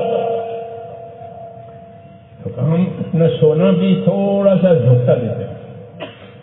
تو دن بھر کی رولنگ میں تقریباً 2500 ریال ہمارے کم ہو جاتے ہیں، کیونکہ ہم نے جھکتا دیا ہے. اگر یہ جھکتا نہ دیتے تو 2500 ریال آتے. ایسے لوگ بھی ہیں. ہاں، کیونکہ نبی نے دعوت دی ہے، نبی نے راستہ بتایا ہے، تو عمل کرنے والے بھی ہوں گے، گناہ کرنے والے بھی ہوں گے. خوش نصیب ہے جو نبی کی دعوت پر عمل کرے، نبی کے طریقوں پر عمل کرے، تو پھر برکتیں ہوگی. کیا ہوگی؟ اب ہوگی برکت اس کاروبار میں. کیوں کہ اس کاروبار میں انصاف بھی ہے، ان کاروبار میں احسان بھی ہے. وَلَوْ أَنَّ أَهْلَ الْقُرَىٰ آمَنُوا وَاتَّقَوْا لَفَتَحْنَا عَلَيْهِمْ بَرَكَاتٍ مِّنَ السَّمَاءِ وَالْأَرْضِ. کہ شہروں میں رہنے والے لوگ اپنی زندگی ایمان اور تقوی پر لاؤ، اپنی زندگی میں ایمان پیدا کرے اور تقوی پیدا کرے. تقوی ہوگا تو انصاف کرے گا.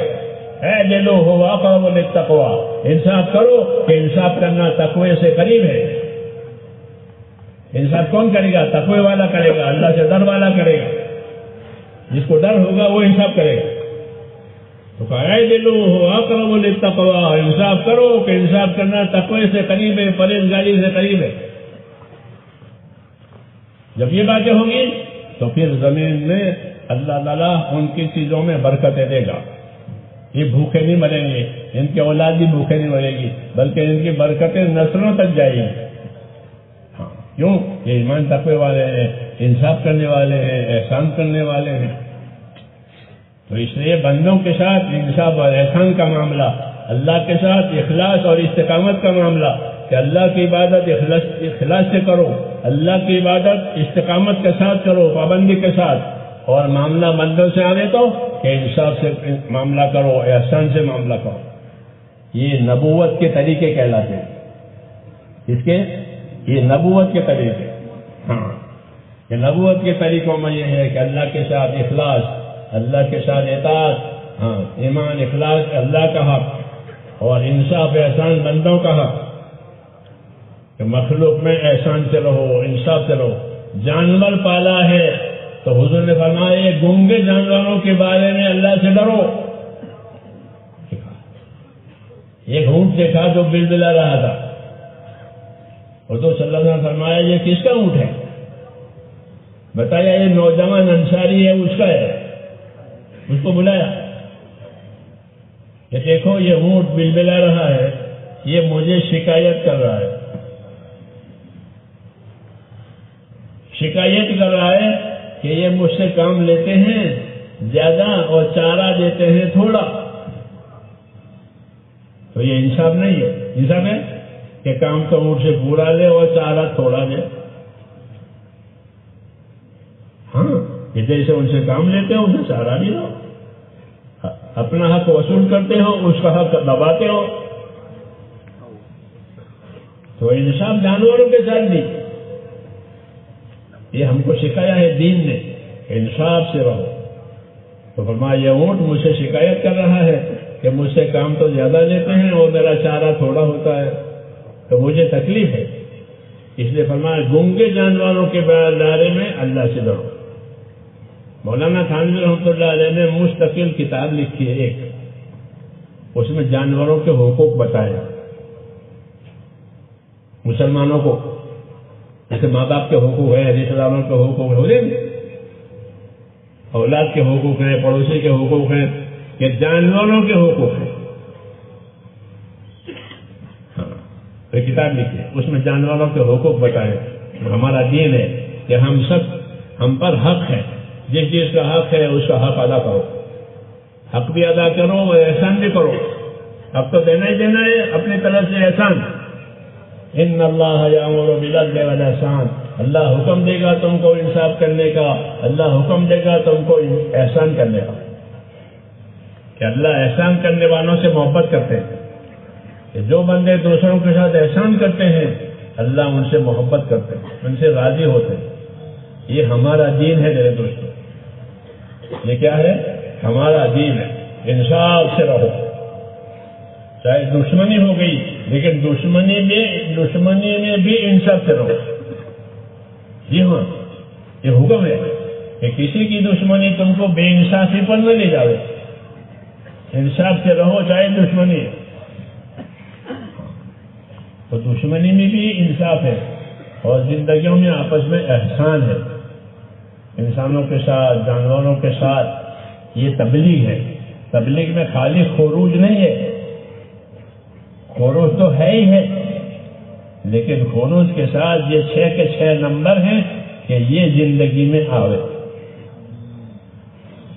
ہاں، پھر دیکھو زندگی صاف ستھری ہو جائے گی، ایمان والی، اعمال والی، اخلاق والی، انصاف والی، یہ زندگی حیات طیبہ۔ پاک زندگی جینے کے لیے دیں گے تو پاک زندگی میں یہ چیزیں ہوں گی۔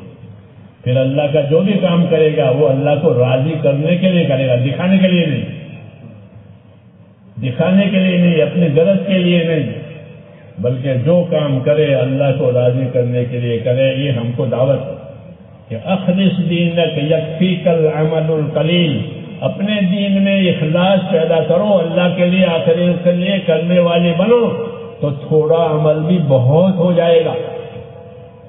عمل تو تھوڑا ہوگا لیکن اخلاص والا ہے تو یہ بہت ہو جائے گا۔ لوگوں کے دکھانے کے لیے کیے ہیں یا اپنے غرض کے لیے گئے، اس کی کوئی قیمت نہیں ہے۔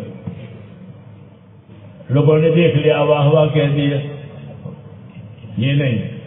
ہاں، اللہم طہر قلبی من النفاق وعملی من الریا ولسانی من الکذب، یہ دعائیں مانگی ہے ہم کو سکھانے کے لیے۔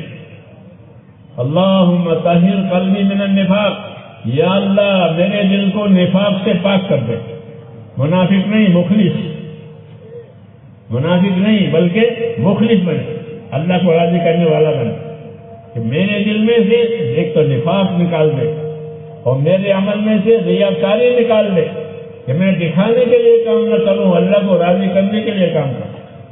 یہ دعائیں مانگی ہے۔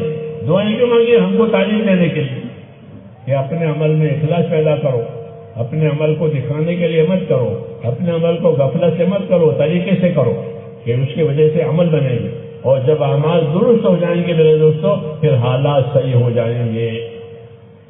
دنیا کے حالات بھی اللہ صحیح کرے گا، آخرت کے حالات بھی صحیح کرے گا، کیونکہ ہم عمل کے پابند ہیں، ہم عمل کے ذمہ دار ہیں۔ جانی مالی طاقتیں اللہ تعالیٰ نے عمل کرنے کے لیے دی ہیں، آنکھوں کا عمل، کانوں کا عمل، ہاتھ پاؤں کا عمل، یہ جانی، اور دوسرا مالی، کہ اللہ نے مال دیا ہے۔ کہ مال کس لیے دیا؟ مالدار ہونے کے لیے، کہ مالدار ہونے کے لیے مال نہیں دیا۔ مالدار بننے کے لیے جو لوگ مال جمع کرتے ہیں اللہ کے نبی کی نظر میں وہ نادان ہیں، ان میں عقل نہیں ہے کہ مال کو جمع کر کے۔ الدنیا دار من لا دار لا، مال من لا مال لا۔ دنیا اس آدمی کا گھر ہے جس کا کوئی گھر نہیں ہے، اور دنیا اس آدمی کا مال ہے جس کا کوئی مال نہیں ہے۔ ہاں، دنیا کے لیے مال جمع کیا، اور جو دنیا کے وَلَهَا يَجْمَعُ مَن لَا عَقْلَ، دنیا کے لیے وہ آدمی مال جمع کرے گا جس میں عقل نہیں ہے۔ دنیا میں مالدار ہونے کے لیے مال جمع کیا، ہاں، پھر کیا ہوا کہ موت آئی تو رہ گیا، نہ فائدہ اٹھایا نہ فائدہ پہنچایا۔ یہ ہوتا ہے، جی ہاں، یہ ہوتا ہے سرمایہ داری، مالداری، نہ خود فائدہ اٹھاوے نہ دوسرے کو فائدہ پہنچاوے، تو یہ عقل کی بات نہیں ہے۔ کہا کہ تو مالدار ہونے کے لیے مال وہ جمع کرے گا جس میں عقل نہیں ہے۔ یہ نبی کی تعلیم ہے۔ دنیا میں لوگ مال جمع کرنے والے کو بڑا سمجھدار سمجھتے ہیں انہیں خوب مال جمع کیا، حالانکہ عقل کے خلاف ہے کہ مال جو پیدا ہوا ہے وہ حقوق ادا کرنے کے لیے پیدا ہوا ہے. مال پیدا ہوا ہے ضرورت پورا کرنے کے لیے، مال پیدا ہوا ہے راحت لینے کے لیے. یہ مال کا اصلی ہے کہ مال کیوں پیدا ہوا؟ کہ آپ کی ضرورت کے لیے، آپ کی راحت کے لیے اور دوسروں کے حقوق ادا کرنے کے لیے. یہ مال کا استعمال ہمارے دین میں، میری بات سمجھ میں آ رہی ہے نا؟ یہ چوتھا نمبر ہے کہ مال ہم کو کیوں دیا ہے؟ مالدار ہونے کے لیے کہ نہیں، مال حق ادا کرنے کے لیے دیا کہ مالدار ہو گئے، پہلا حق اللہ کا آئے گا کہ پائے پائے کی زکوٰۃ علماء سے پوچھ کر کے دو. اس پر کتنی زکوٰۃ واجب ہے؟ کون سے مال پر زکوٰۃ واجب ہے؟ یہ حق ہے اللہ تعالیٰ کہ مال حقوق ادا کرنے کے لیے پیدا ہوا ہے،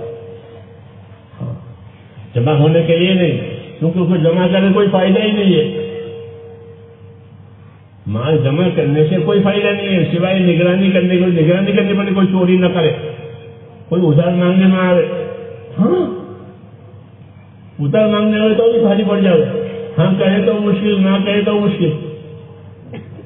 جی ہاں، ایسا مسئلہ ہے کہ نہ کہے تو وہ ناراض ہو جائے گا اور ہاں کہنے کو جی نہیں چاہتا ہے کہ ہاں لے جا. جی ہاں، اس لیے کہا کہ مال کو مالداری کے لیے وہ جمع کرے گا جس میں عقل نہیں ہے. نہیں بات کہ مال کو اللہ نے حقوق ادا کرنے کے لیے پیدا کیا ہے، ضرورت پورا کرنے کے لیے پیدا کیا ہے. رسول صلی اللہ علیہ وسلم نے کہا المال نعمت معونہ، کہ مال بہترین سہارا ہے زندگی کا. پیغمبر صلی اللہ علیہ وسلم کہہ رہے ہیں کہ مال زندگی کا بہترین سہارا ہے. آدمی کے مان لو کسی ملک میں چلا جائے گا کوئی تکلیف نہیں ہوگی کیونکہ مال ہے نہیں بات، مال کے ساتھ جاتے ہیں. تو مال زندگی کا بہترین سہارا ہے، نعمت ہے. اور یہ نعمت کیوں دی ہے؟ حقوق ادا کرنے کے لیے. سب سے پہلے اللہ کا کیا حق ہے، پھر دوسروں کا کیا حق ہے کہ حق ادا کرو. دوسرے نمبر میں حق تو ادا ہو گیا ہے کہ احسان کرو. احسان کرو، جب احسان کرو گے تو اللہ تمہیں احسان کا بھی بدلہ دے گا، حقوق کا بھی بدلہ دے گا. اس لیے مال اللہ کے راستے میں، اللہ کے کام میں خرچ کرنے سے کم نہیں ہوگا بلکہ بڑھے گا. یہ بشارت ہے کہ جو مال اللہ کے راستے میں، اللہ کے نام پر، اللہ کے کام پر خرچ ہوتا ہے یہ کم نہیں ہوتا، یہ بڑھے گا. وَمَا أَنفَقْتُم مِّن شَيْءٍ فَهُوَ يُخْلِفُهُ، جو تم خرچ کر دو گے اللہ تمہیں اس کا بدل چکا دے گا. اس کا بدل تمہیں اللہ چکا دے گا. جو کہہ رہا ہے کہ دنیا میں بھی دیں گے، آخرت میں بھی دیں گے خرچ کرنے کی وجہ سے. اس لیے جمع کرنے والا نادان ہے کہ دنیا کا نفع بھی کھویا ہے، آخرت کا بھی کھویا ہے. اور خرچ کرنے والا سمجھدار ہے کہ یہاں کا نفع بھی لیا وہاں کا نفع بھی لیا. جی ہاں، اس لیے مال کو حقوق ادا کرنے کے لیے پیدا کیا ہے. حقوق ادا کرنے کے لیے دین سیکھنا ضروری ہے. دین سیکھے گا تو حقوق پہچانے گا، دین نہیں سیکھے گا تو حق برباد کرے گا. اس لیے ہم کو تو میرے دوستوں اس دعوت کے ذریعے سے ان باتوں کی تعلیم دی گئی ہے. مال کیا چیز ہے، اعمال کیا چیز ہے، تندرستی کیا چیز ہے، ہاں دوسروں کے کیا حقوق ہے، احسان کس کو کہتے ہیں، انصاف کس کو کہتے ہیں، یہ ہمارے 6 نمبر ہیں. یہی تبلیغ ہے، یہی تبلیغ ہے کہ 6 نمبر زندگیوں میں آ جائے، 6 نمبر دنیا میں آ جائے. پھر دیکھ لو زندگی. مولانا جو ایسا فرماتے تھے کہ ہماری دعوت کا یہ کام اگر صحیح اصولوں کے ساتھ ہوا تو 700 سال پہلے لوگوں میں جو دینداری تھی وہ آئے گی. 700 سال پہلے لوگوں میں جو دینداری تھی وہ دینداری لوگوں میں آئے گی. ایمان میں، عمل میں، اخلاقوں میں، تقوی میں لوگ ایسے ہو جائیں گے جو 700 سال پہلے کے. ایسی اس کام میں طاقت ہے. کیا ہے اس کام میں؟ ایسی طاقت ہے بشرطے کہ یہ اصولوں کے ساتھ، صحیح ترتیب کے ساتھ. اس لیے اس کام کو سیکھنا بھی ہے، سمجھنا بھی ہے اور کرنا بھی ہے اور دوسروں سے کرانا بھی ہے تاکہ امت میں ایک چیز پڑ جاوے جس کے لیے امت پیدا ہوئی ہے. یہ امت دین کے لیے پیدا ہوئی ہے. دین پر استقامت کے لیے پیدا ہوئی ہے، دین کی نصرت کے لیے پیدا ہوئی ہے۔ دونوں کام ہیں کہ امتی اپنے دین پر قائم بھی رہے اور امتی اپنے دین کا مددگار بھی بنے۔ اپنی ذاتی زندگی میں دین پر قائم رہو، اجتماعی زندگی میں دین کے مددگار بنو، مل جل کے مدد کرو، دین کی نصرت کرو۔ نصرت مل جل کے ہوتی ہے اور استقامت اپنی ذاتی زندگی میں ہوتی ہے کہ ہر مسلمان اللہ کے راستے میں بھی جاوے، اپنی ذاتی زندگی میں دیندار بنے، ایمان میں قوت پیدا کرے، عبادتوں کو صحیح کرے، عبادتوں کو نماز ہے، روزہ، زکوٰۃ، حج، ان عبادتوں کو صحیح کرے، دوسروں کے حقوق میں انصاف اور احسان کے ساتھ رہے اور اللہ کے اطاعت اور عبادت میں اخلاص کے ساتھ رہے۔ یہ کام ہے، یہ کام ہے۔ اس کو سمجھنے سمجھانے کے لیے اللہ نے ہمیں یہ راستہ دیا ہے کہ اس راستے میں نکلو اور یہ چیزیں پیدا کرو، اور فرماتے بار بار نکلو، بار بار نکلو تاکہ زندگی میں یہ چیز آ جائے۔ جی ہاں، پھر آدمی اپنے اپنی استعداد کے مطابق اس کام میں ترقی کرے گا، اپنے ایمان میں، اپنے اعمال میں، اپنے اخلاق میں، اللہ سے تعلق پیدا کرنے میں، رسول صلی اللہ علیہ وسلم کی اتباع میں ترقی کرے گا۔ جی ہاں، اور وہ اصل ترقی ہے کہ زندگی ایمان والی، اتباع والی بنی۔ اس لیے اجتماعی زندگی میں ہم دین کی نصرت کریں گے، انفرادی زندگی میں اپنے آپ کو دین کا، حضور صلی اللہ علیہ وسلم کی سنتوں کا، طریقوں کا پابند کریں گے کہ ہماری زندگی میں حضور صلی اللہ علیہ وسلم کی سنتیں، آپ کے طریقے آئیں کہ آپ گھر سے کیسے نکلتے تھے، گھر میں کیسے داخل ہوتے تھے، مسجد میں کیسے داخل ہوتے تھے، مسجد سے کیسے نکلتے، یہ سنتیں کہلاتی ہیں۔ تو زندگی سنتوں والی بنے، یہ سیکھ کر کے ہمیں، اور سکھانے والا نہ ملے تو پوچھے علماء سے، جیسے وکیلوں سے پوچھتے ہو نہیں پوچھتے ہو، ڈاکٹروں سے پوچھتے ہو نہیں پوچھتے، بلڈروں سے پوچھتے ہو نہیں پوچھتے ہو اپنے عمارتیں بنانے کے لیے، تو بلڈروں سے پوچھتے ہیں، ڈاکٹروں سے پوچھتے ہیں، وکیلوں سے پوچھتے ہیں، علماء سے پوچھو تاکہ زندگی کی جہالت ختم ہو جائے اور زندگی ایمان اور عمل پر آئے۔ یہ ہماری دعوت ہے، خالی نکل جانا نہیں ہے بلکہ نکل جانا ان کاموں کے لیے۔ تو اس کے لیے تیار ہیں آپ لوگ؟